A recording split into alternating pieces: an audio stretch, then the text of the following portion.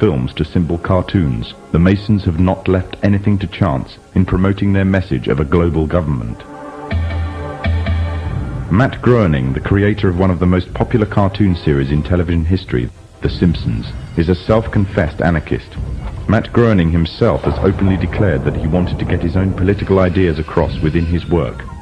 But he wanted to do this in such a way that people would find it easy to accept his ideas. And the means he chose to this was a clever little cartoon called The Simpsons.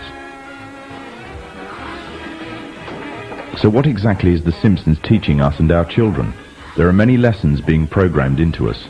These include disregard for authority, either parental and governmental, that bad manners and disobedience is the way to attain status amongst people, and that ignorance is trendy and cool, whereas knowledge is unfashionable. However, what is especially worrying is the Masonic undertones of one episode in particular, the episode in which the father figure of the family, Homer Simpson, becomes obsessed with a group called the Stonecutters, or should it be called the Freemasons?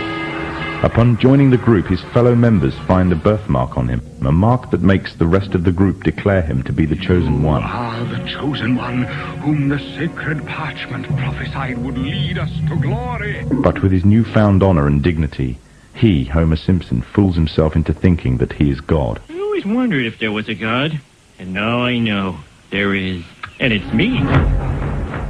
Some may dismiss it as nothing more than a children's cartoon, a bit of harmless fun. But the influence it has on audience makes it a very effective means of propaganda, indoctrinating a people without them even realizing. Its very creators admit that they are propagating their political ideas to the audience in a covert manner. Ideas spread through the domestic television can reach a far wider audience than movies and cinema. And it is through this media that a new concept is being introduced. The concept of one global leader. Famous for his novel The Jungle Book, Rudyard Kipling, another Freemason, wrote a book called The Man Who Would One Day Be King. This was later made into a big-budget Hollywood film starring the likes of Sean Connery, Michael Caine, and Saeed Jaffari.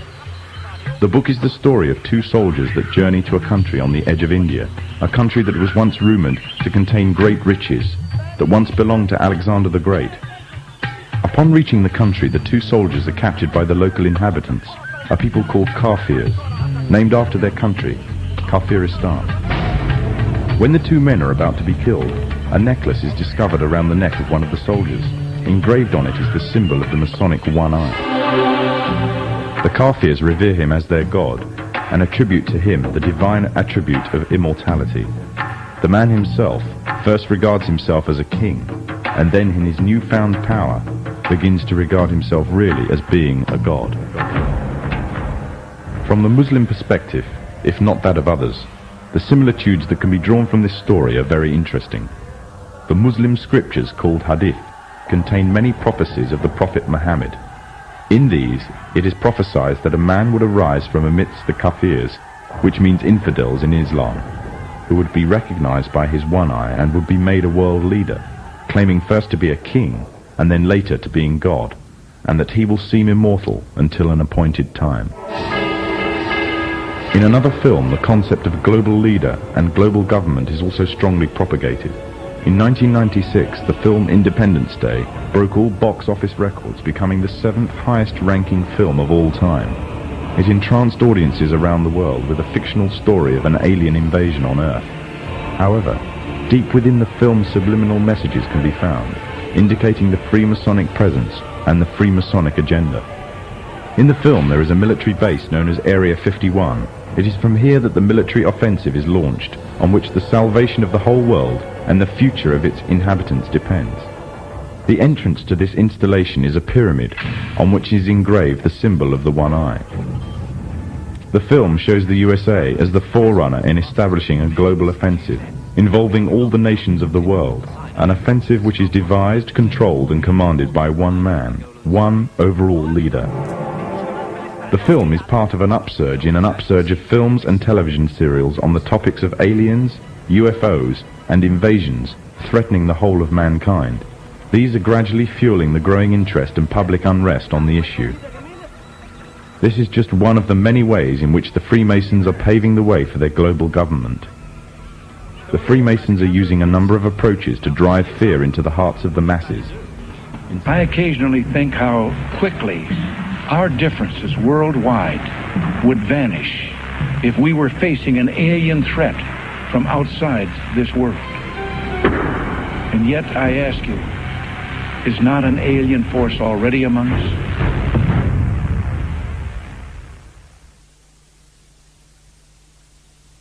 Other tactics that the Masons are using in order to bring about a one-world government and the need for a global security force controlled by them is to allow crime rates to soar, thus creating fear for personal and national security.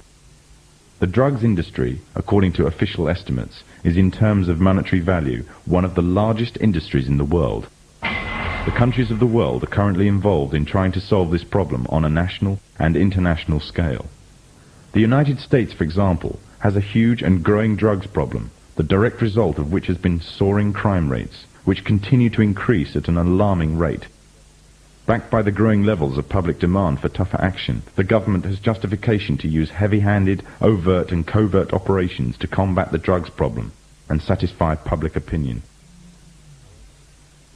However, certain disturbing facts about the American drugs war throw a shadow of doubt upon its credibility and the motives of the government.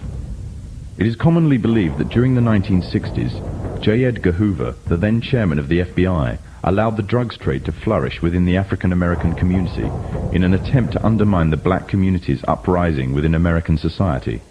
During the 1980s, with the threat of communism taking over Central America, money was urgently required to finance the rebellion movement against communism, and to raise this, the CIA allowed drugs to be traded into America.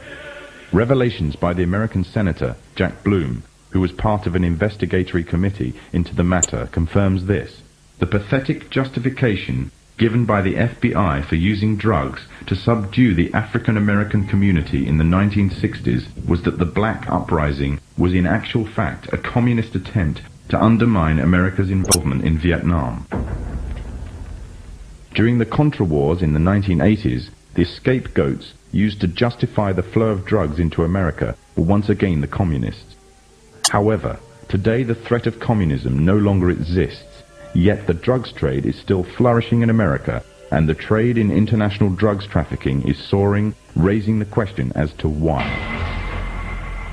In the course of the Contra War, the United States, as a matter of policy, abandoned drug law enforcement, looked the other way at the kinds of conditions we were creating that enhanced the ability of traffickers to move dope into the United States, and in effect allowed a drug trade to flourish, all to support the Contra movement and to support the war.